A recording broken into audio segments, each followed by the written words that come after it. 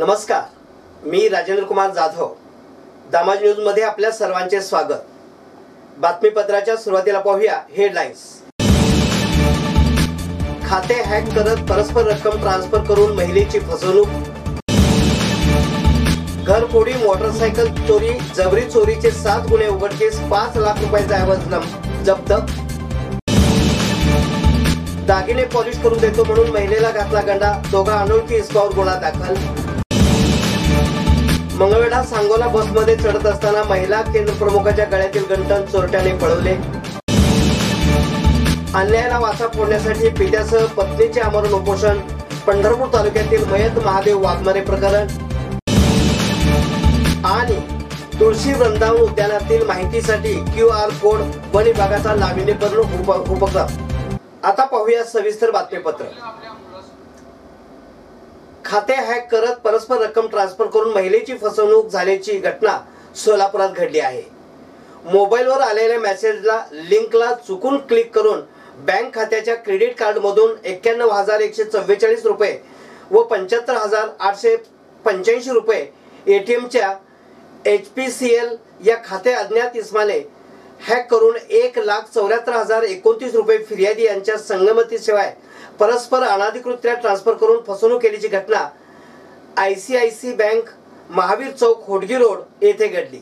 या प्रकरणी राजेश्वरी बसवराज जेटगी वय वर्ष 42 राहणार शिवगंगानगर नई जिंदगी यांनी सदर बाजार पोलीस ठाण्यात फिर्याद दाखल केली आहे. त्यांच्या फिर्यादीवरून अज्ञात इसमाविरुद्ध गुन्हा दाखल झाला आहे. पुढील तपास पोलीस निरीक्षक धायतोंडे हे करीत आहेत. खाते हॅक करत परस्पर रक्कम ट्रान्सफर करून महिलेची फसवणूक झाल्याची घटना सोलापुरात घडली आहे.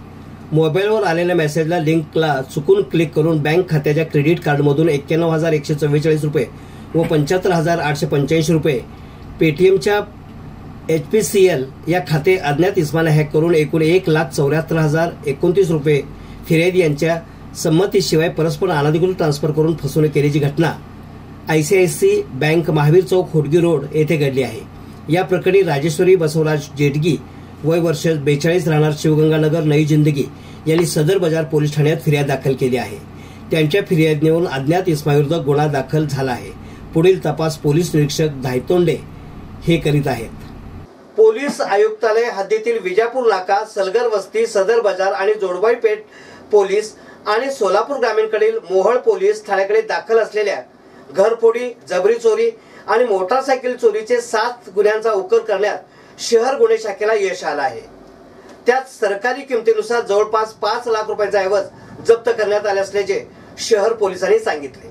डोणगाव रस्त्यावरील आयर्न पॅराडाईज मध्ये 5 ऑक्टोबर 2023 रोजी एक वयस्कर महिलेस घरात मारहाण करून तिच्या गळ्यातील मंगळसूत्र जबरदस्तीने ओढून नेले होते. 13 डिसेंबर 2023 रोजी विजयनगरातील घरफोडी प्रकरणी विजापूर नाका पोलीस ठाण्याकडे गुन्हा दाखल होता.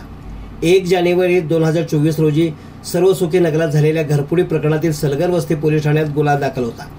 गुन्हे शाखेचे सहाय्यक पोलीस निरीक्षक संजय क्षीरसागर व त्यांच्या पथकाने ओंकार श्रीकांत जाधव वय वर्ष 21 राहणार settlement free colony number 4 Solapur यास 5 जानेवारी रोजी ताब्यात घेतले.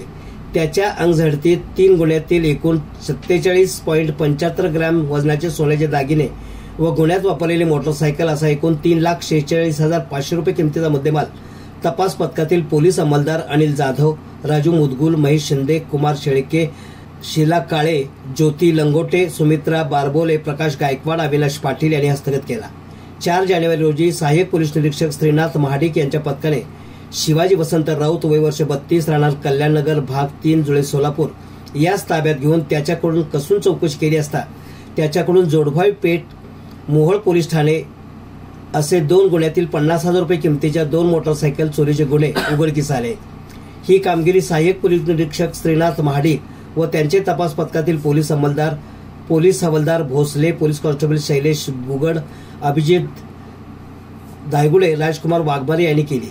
2 जानेवारी रोजी सहाय्यक पोलीस निरीक्षक विजय पाटील यांच्या तपास पथकाने सराईत गुन्हेगार नामे आदित्य बसवराज दोडमणी उर्फ पोत्या या शिताफीने ताब्यात घेतले. त्याच्या ताब्यातून दाखल गुन्ह्यातील 60,000 रुपये किमतीच्या चोरीच्या 2 मोटरसायकली जप्त केल्या आहेत.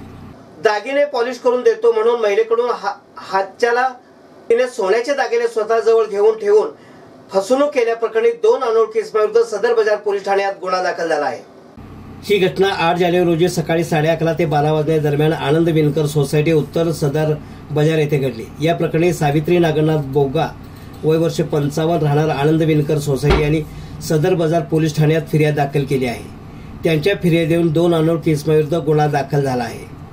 फिर्यादी सावित्री बोगा व त्यांची सून घराबाहेर भांडी घासत बसलेले असताना 2 अनोळखी इसमाने त्यांच्याजवळ येऊन फिर्यादी व फिर्यादीच्या सुनेला सोन्याचे दागिने पॉलिश करून देतो असे म्हणून फिर्यादीकडून 1,60,000 रुपये किमतीचे 17 ग्रॅमचे सोन्याचे गंटल, सोन्याचे मणिमंगळसूत्र, कानातील 2 कर्णफुले असे सोन्याचे दागिने हात चलाकीने स्वतःकडे ठेवून त्याऐवजी प्लॅस्टिकच्या पिशवीत कागदपत्रामध्ये लहान दगड गुंडाळून फिर्यादीकडे देऊन फसवणूक करून तेथून निघून गेला असे फिर्यादीत नमूद केले आहे।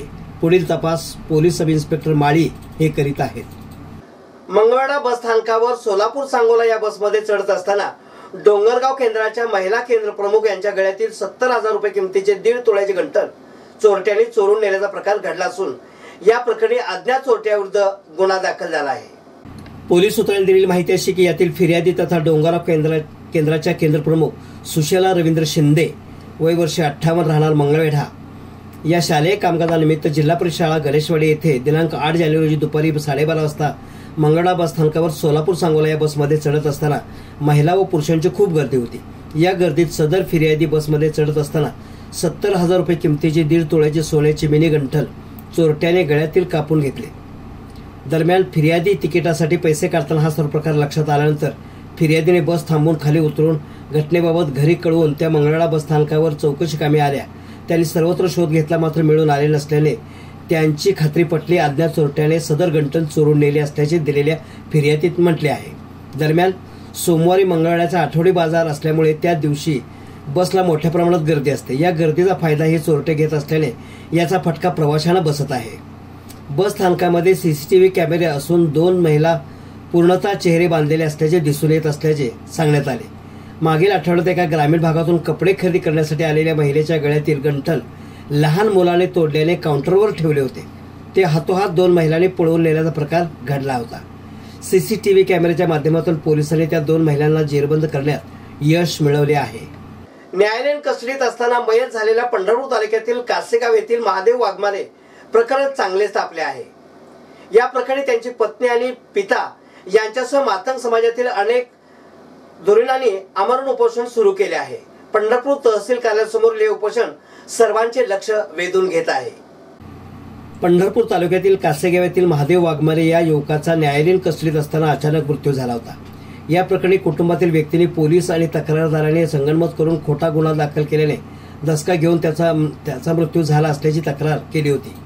या प्रकरणी संबंधित पोलीस अधिकारी यास निलंबित करावे या मागणीसाठी मृतदेह पंढरपूर तालुका पोलीस ठाण्यासमोर आणून ठेवला होता। मयत महादेव वाघमारे याचे कुटुंबीय एकूणच प्रशासनाच्या कारवाईत समाधानी नाहीत, त्यामुळे त्यांनी पंढरपूर तहसील कार्यालयासमोर आमरण उपोषणाला सुरुवात केली आहे।